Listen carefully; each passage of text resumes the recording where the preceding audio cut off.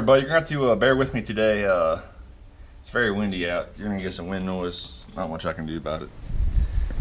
So I got the car all back together. I also got a very cute little puppers over there. Car's all back together. I can basically drive it right now, but I'm not going to because it's up in the air real nice, and I kind of noticed that this rear end's like incredibly accessible right now. So what I think I'm going to do is this car comes stock with 323 gears, which are pretty tall for the cam that I have. So I'm going to go snatch a set of 410 and we'll drop them in this rear end.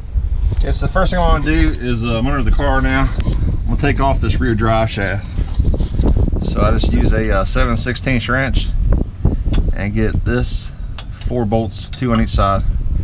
Go ahead and just put on your e-brake, and that will keep it from spinning. You can crack them all loose.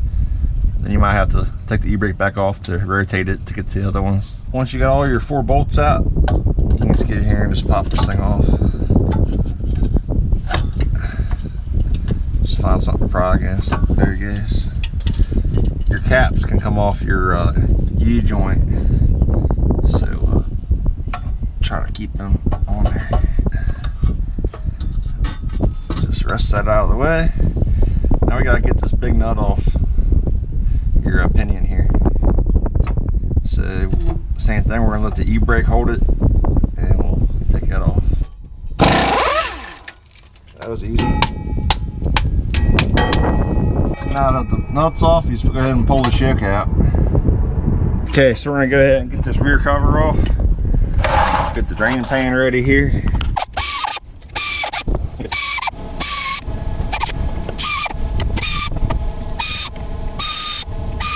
Okay, we got all the bolts out, and we just gotta wedge something in there to crack this cover off.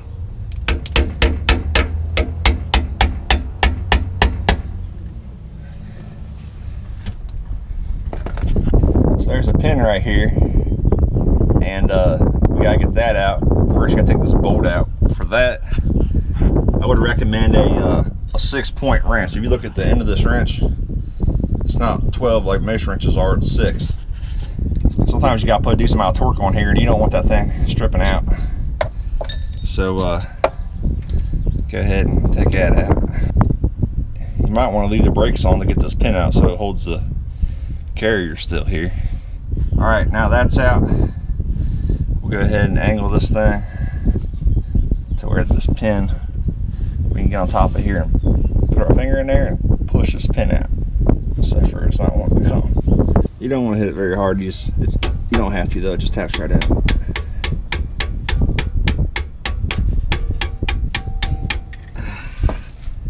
Hopefully I can spin it around and grab a hold of it.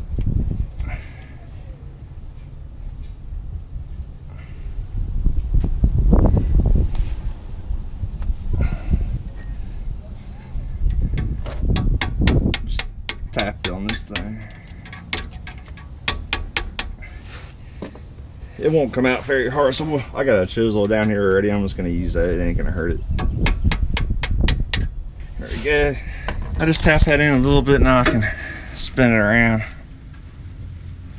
And there it is sticking out. And we'll just take this pin here and kind of use that to pull it out. There we go. Helps to have the brakes on to hold that stuff still, but now that we're done with that, go ahead and take these calipers off. Looks like we just have these 2 bolts here. You take them 2 off, it'll take everything off, and then we'll be able to slide our axle shafts out.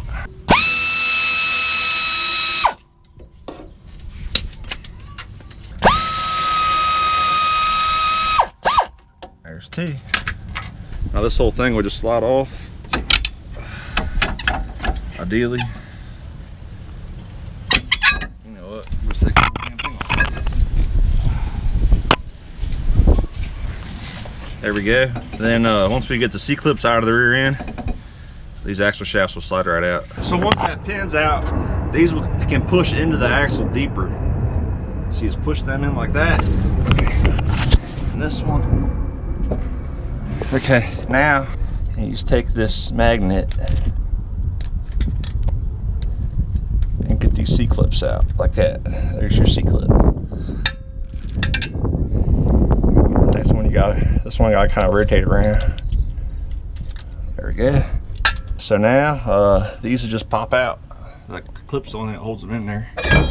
So push them out.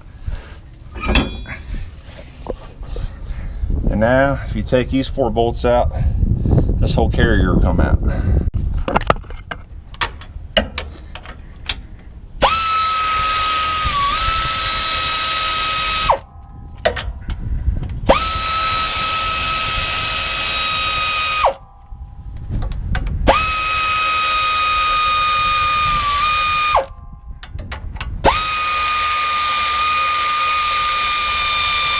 Okay, so these caps should come right out now.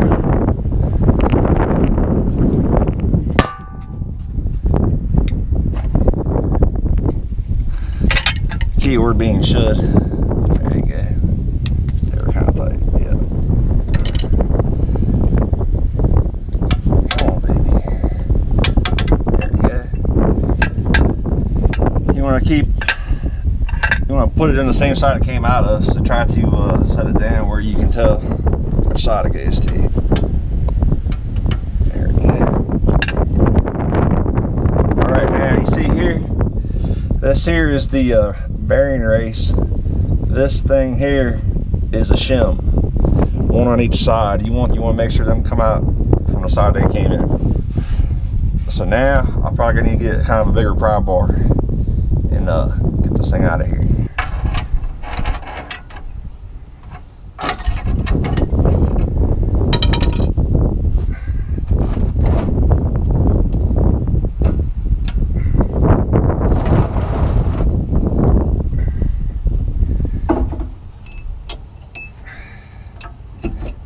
These are the races.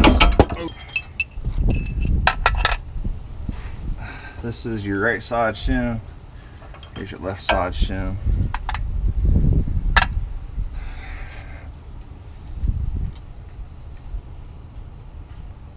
Don't let that fall out like that. That's not good for it. Okay, with that out, you can see our pinion gear sitting back there. I'm just going to take a little dead blow hammer and tap at. It'll come out this way. So I'll get in front of the diff and just tap at it with the dead blow, which is this plastic looking thing here that shouldn't hurt the threads or anything like that. So I tried hitting this with the dead blow, it didn't really move much. I put the nut back on to protect the threads. I'm gonna try hitting this thing with the real hammer, see what happens.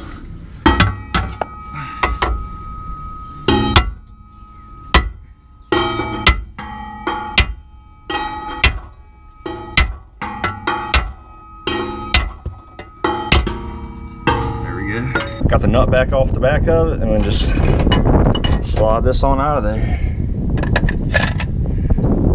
There we go. Ready for a new set of gears. Okay, so we got the carrier out. It's a factory posi, it still works good. I'm just gonna keep that. We're gonna pop this ring gear off of here. These are reverse threads, so make sure you go what would normally be tightening. Alright. Get all these bolts out of here. A lot of times these ring gears fit on pretty snug, so I just take a punch to the bottom of the bolt hole. Just kind of go in a crisscross pattern, tapping it down.